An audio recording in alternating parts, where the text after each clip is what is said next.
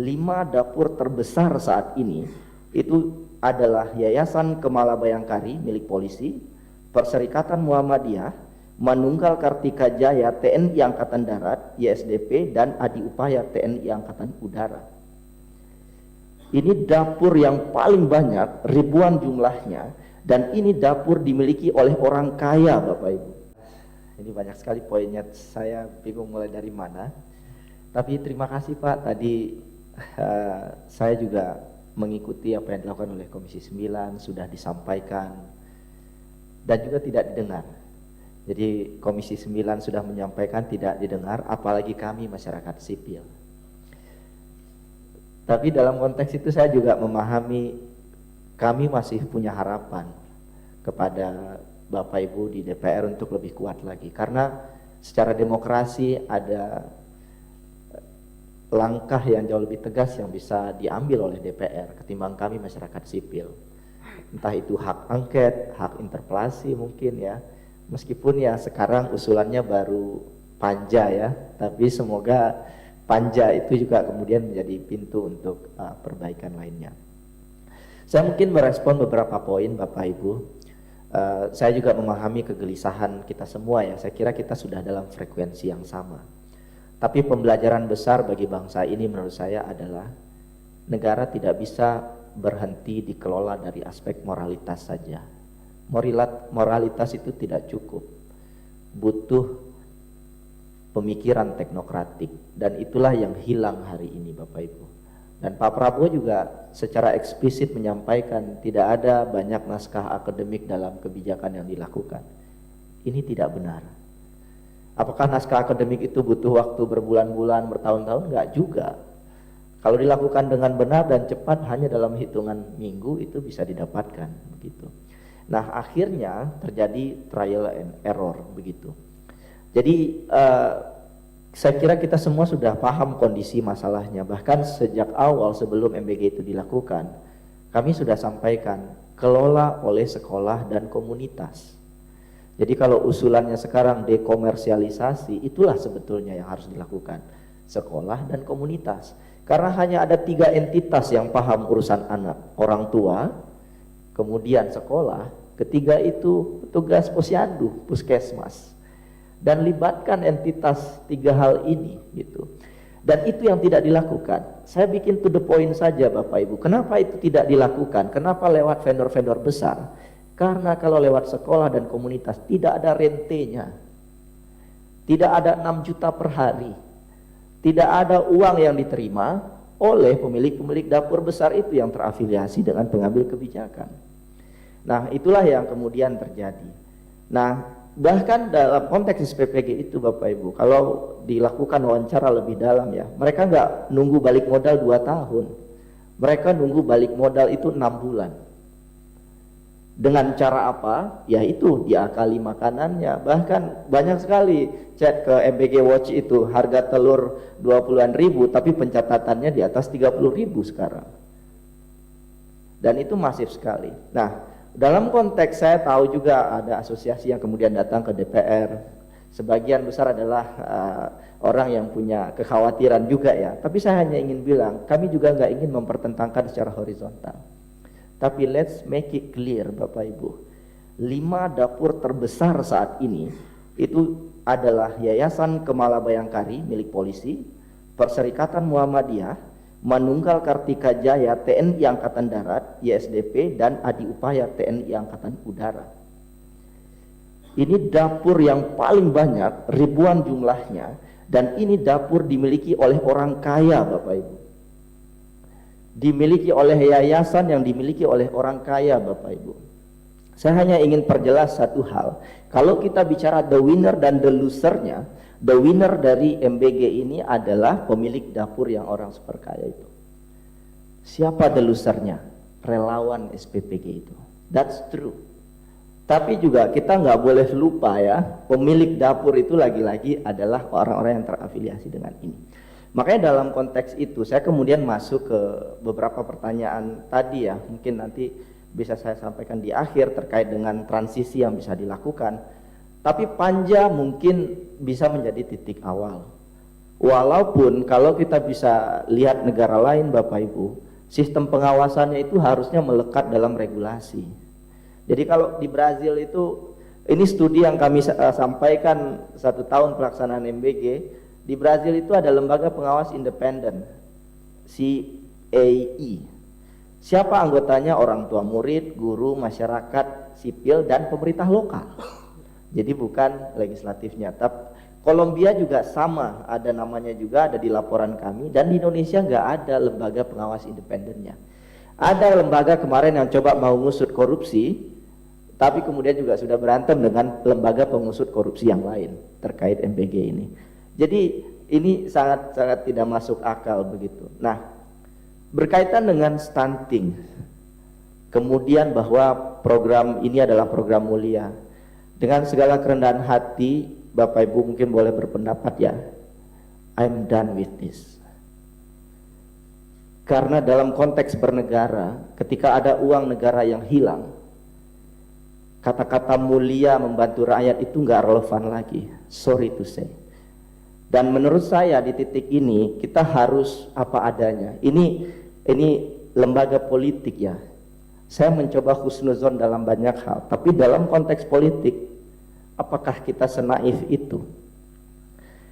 Bapak Ibu, 82 juta penerima MBG sampai sekarang tidak tahu datanya dari mana 82 juta itu muncul.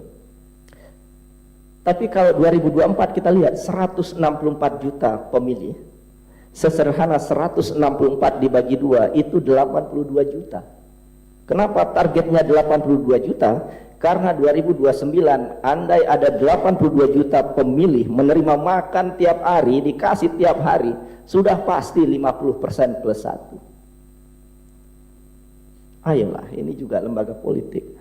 Saya ngajar di kampus Visipol, dan menurut saya ini juga soal teritori Bapak Ibu. Karena kalau kita melihat konteks hari ini, MBG itu logistik. Gudangnya apa? Gudangnya adalah KDMP. Siapa yang menyalurkan? Aparat hukum, ormas-ormas, dan lain-lain. Jadi menurut saya kita tidak boleh senaif itu juga dalam konteks ini. Nah, makanya dalam banyak hal saya menghindari diskusi-diskusi seperti ini, karena ini harusnya dilakukan oleh DPR, kemudian dilakukan oleh orang-orang di atas sana di level elit. Tapi ekonomi selalu bicara soal politik Bapak Ibu. Nah, kemudian biar nggak terlalu lama, izinkan nanti saya kirim kajian Selios Bapak Ibu, karena saya nggak print, boleh nanti saya kirim ya Bapak Ibu ya. Ada 2 kajian yang kami lakukan sebelum MBG dilakukan, dan 1 tahun MBG dilakukan. Dan exit plan-nya gimana? Saya terus terang kalau ngobrol sama teman-teman, exit plan itu kita nggak melihat ada ruang exit plan dengan kondisi hari ini, sesederhana itu Bapak Ibu. Karena pelaksananya, lagi-lagi pelaksananya itu bukan orang yang benar. Kayak kita bikin bangun rumah, mandornya nggak benar. Mandornya punya konflik kepentingan, itu masalahnya. Sehingga logika lanjutan apapun itu akan sangat rumit. Tetapi dalam konteks teknokratik, saya tadi sangat mengapresiasi pertanyaan Pak Charles. Pak Charles bicara data, sebetulnya bagaimana pelaksanaan ini, berapa sebetulnya penerimanya. Itu BPS panggil saja Bapak Ibu, panggil saja, buka semua datanya, dan harapannya mereka jujur ya. Kalau mereka jujur harusnya sama datanya dengan saya, karena saya olah data BPS. Kalau seandainya penerimanya benar, masyarakat miskin 3T, kemudian ibu hamil, kemudian mereka yang betul-betul membutuhkan, balita, itu jumlahnya hanya 26 juta penerima Bapak Ibu. Dan kalau dilakukan dengan benar, simulasi kami itu hanya 67 triliun per tahun. Dan itu semuanya ya. Kalau bisa bertahap Bapak Ibu, mungkin hanya butuh 10 triliun dulu mungkin. Jangan juga ambil dari dana pendidikan, ambil dari dana pajak progresif yang lain. Hanya butuh 10 triliun. Ini juga jalan, Pak Prabowo mungkin juga tetap jalan programnya. Tetapi Bapak Ibu, ini nggak mungkin dilakukan hari ini. I'll be honest Bapak Ibu. Ini nggak mungkin dilakukan karena ini sudah terlanjur berjalan, sudah ada polisi, tentara, ormas, SPPG di sana. Itu kenapa kami bilang hentikan saja, karena kami nggak melihat ada ruansa ini dihentikan. kecuali ada political will dari pemerintah untuk balik lagi ke targeted, individual targeting di kota, hanya untuk yang membutuhkan. Kalau orang kaya bayar, geographical targeting di desa, mungkin masuk akal. Tapi apakah ini kemudian akan dilakukan oleh pemerintah? Dengan narasi hari ini, saya nggak yakin pemerintah mau melakukan itu. Nah, itu kenapa bottlenecknya sangat kuat sekali begitu. Jadi saya terus terang mungkin stop di sini Bapak Ibu. Ini sudah sehabis-habis upaya kami. Kalau saya pribadi Bapak Ibu, saya ngolah data statistik BPS itu sejak tahun 2014. Saya sampai hafal datanya luar dalam. Tapi ini kebijakan tidak berbasis data. Tidak berbasis data. Terima kasih. Ya, makasih Mas Met. Izin pimpinan dan Bapak Ibu yang terhormat. Saya juga agak bingung mau memulai dari mana, tapi yang pasti standing posisi kami tegas gitu ya untuk tidak melanjutkan program makan bergizi gratis. Argumennya sudah kami sampaikan. Tadi Mas Media sudah mendetailkan sangat rapih begitu ya. Kenapa? Karena lagi-lagi dalam konteks makan bergizi gratis konflik kepentingannya terlalu tinggi. Dan nampaknya Presiden kita menormalisasi yang namanya konflik kepentingan. Mari kita lihat pimpinan BGN hari ini. Ibu Nani, posisinya masih sebagai komisaris independen Pertamina. Mari kita lihat wakilnya, Ibu Arum, masih sebagai wakil komisaris PT Pertamina Patra Niaga. Sekaligus pernah juga menjabat sebagai wakil kepala BPKP dan seterusnya begitu ya. Bagaimana dengan Majen Purnawirawan Trenggono? Beliau masih statusnya sebagai wakil utama PT Agrinas. Jadi kalau program baik dikelola dengan busuk, mohon maaf, tidak akan terjadi apapun. Mimpi besar 2045 nggak akan pernah terwujud. Karena memang desainnya sudah didesain sedemikian rupa untuk perburuan rente. Rentenya cukup panjang Bapak Ibu semua.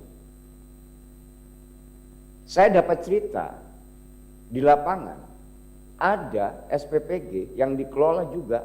Ada yayasan yang kemudian mengelola SPPG dan kemudian yayasan itu punya toko sembako. Bagaimana UMKM sekitar, pedagang beras, pedagang telur, pedagang cabai, pedagang gula itu menerima manfaat? Tidak, di lapangan faktualnya demikian.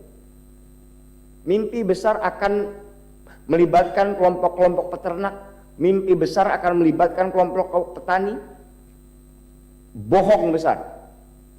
Mas Met sudah sampaikan, 5 yayasan besar yang mengelola dapur SPPG. Bagaimana kita mau percaya teman-teman di kepolisian kalau menemukan SPPG bermasalah jika kepolisian sendiri juga mengelola dapur? Jadi tidak ada alasan yang kuat. Kami mencoba untuk menyusun mind map dari kacamata publik seperti biasa. Kami mencoba untuk menelusuri mencari alasan apa yang kuat jika MBG dilanjutkan. Kami tidak menemukan indikator yang kuat untuk melanjutkan makan bergizi gratis. Jadi, tawaran kami adalah hentikan program makan bergizi gratis. Teman-teman Komisi 9 sudah sampaikan sedemikian panjang kepada Badan Gizi Nasional. Begitu ya, dari awal tahun ketika program ini berjalan begitu. Apakah didengar? Tidak. Nah, problemnya di mana? Nampaknya memang ada magnitudenya dari presiden sebetulnya.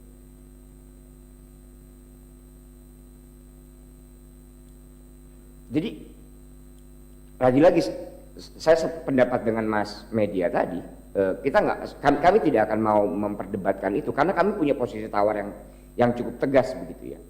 Dalam konteks pengadaan misalnya, mari kita bertanya setidaknya pada diri sendiri gitu, apa alasannya kemudian Badan Gizi Nasional menyetujui yayasan A dan yayasan B untuk mengelola dapur. Hingga hari ini kita nggak pernah dapat sistem penilaian seperti apa. Semua pengadaan Badan Gizi Nasional itu besar sekali anggarannya. Ada review MBG kalau tidak salah 1,2 triliun rupiah. Kita koalisi bikin MBG Watch tidak lebih dari 10 juta, Mas Bet ya. Cuman sewa server Pak.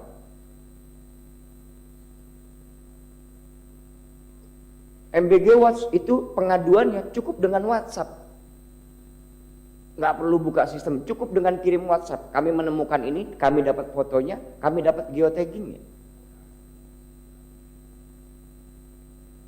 Memang bukan aplikasi, tapi aplikasi include di dalam WhatsApp bot, yang kemudian datanya masuk ke dalam website mbgwatch.org itu.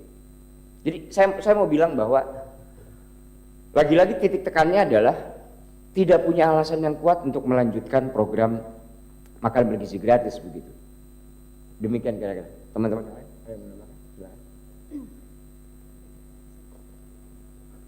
Ya, masih ada.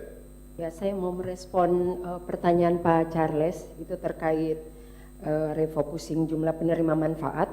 Tadi udah disampaikan Mas Media tentang datanya, seharusnya dari 82 juta ya, bisa sebenarnya 26 juta ya. Dan selanjutnya bisa data dari MBG Watch itu disandingkan juga dengan BPS ya, bisa juga BKKBN, bisa juga Kementerian Kesehatan, itu bisa diperoleh datanya dengan mudah.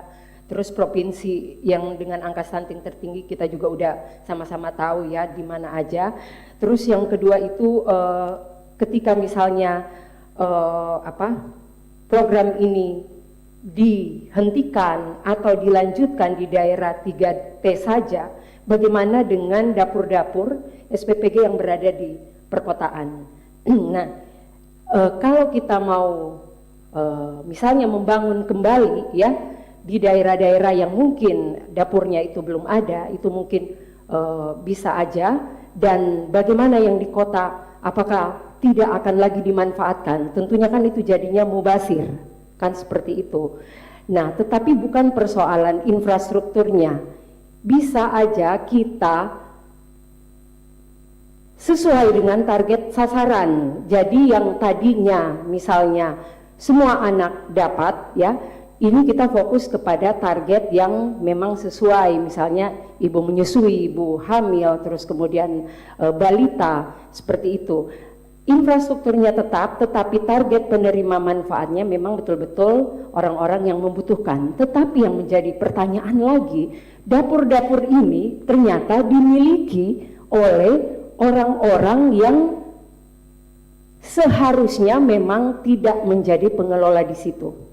Nah ini, kalau kita bicara, kita jangan lelah mencintai Indonesia, ya kita sama-sama memahami bahwa program ini sangat mulia seperti itu. Tetapi kita kembali mempertanyakan, karena dalam negara demokrasi ini kita kan masing-masing punya peran dan fungsi yang seharusnya kita jalankan dengan baik.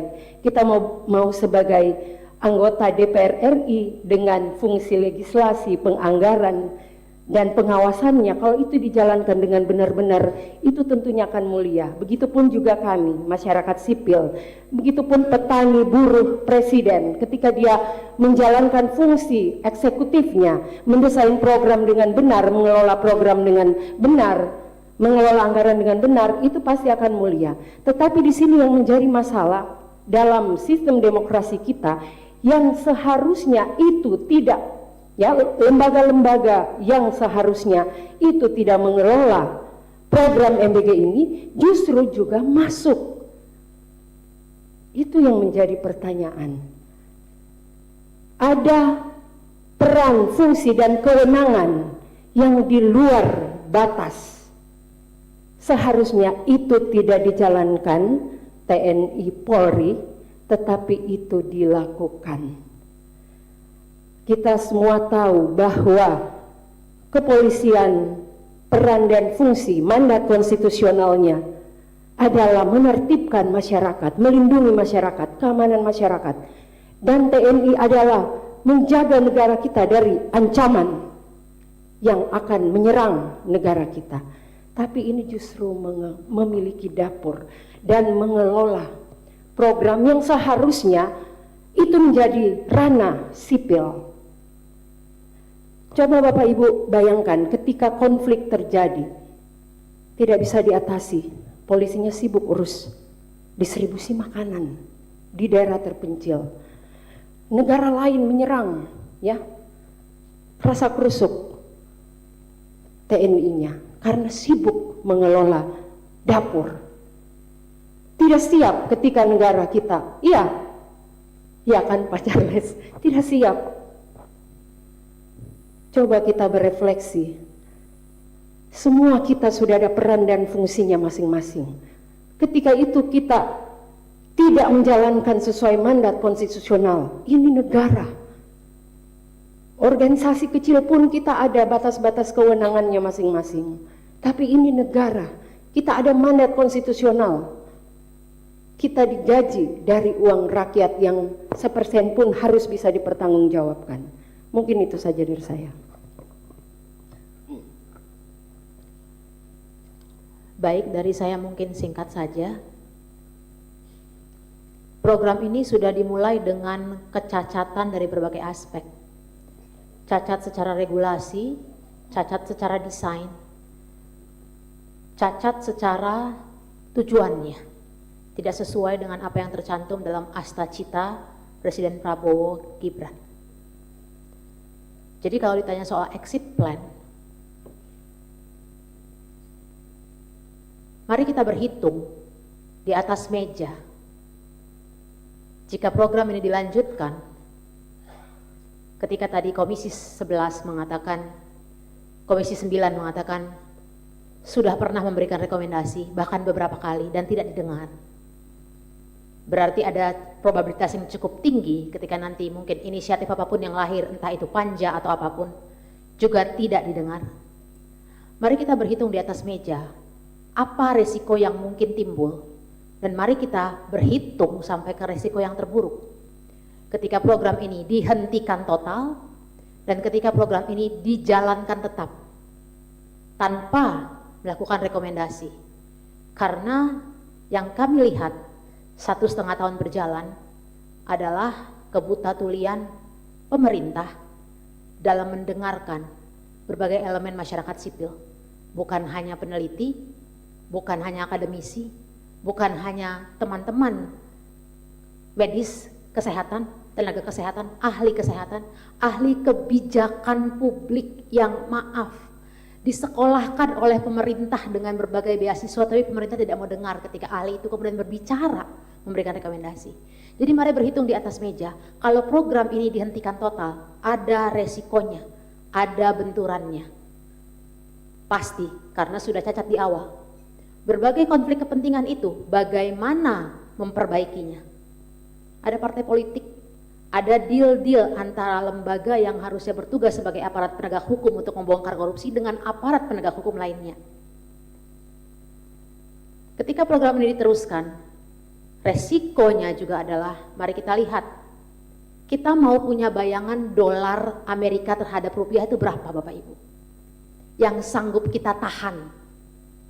Mau diguyur berapa lama sih? Karena kita bicara efek psikologis, fundamental jelek, psikologis jelek teras gak ada. Tadi Bapak Charles juga sudah berulang-ulang mengatakan itu. Jadi sebenarnya kalau ditanya exit plan yang aman, tidak ada exit plan yang aman. Either you stop this with the consequences, either you go with it also with the consequences. Dan jangan berpikir bahwa tidak akan ada titik kulminasi rakyat. Karena kalau ekonomi seperti ini semakin bertambah berat, saya mewakili perempuan. Perempuan ada di titik paling rentan akan kondisi ekonomi yang semakin buruk. Anak perempuan juga ada di dalam kondisi yang paling rentan. Ketika dihadapkan pada pilihan harus menyekolahkan anak yang mana ya, yang laki-laki atau yang perempuan, di dalam kondisi ekonomi yang sangat buruk. Jadi sekali lagi, maaf, saya tidak bisa memberikan rekomendasi exit plan-nya yang mana. Karena untuk setiap apapun yang akan kita putuskan kemudian, ada harga yang sangat mahal yang harus dibayar karena abainya pemerintah di awal. Tapi anyway, kita harus merespon bukan? Kita harus bertindak bukan? Terima kasih.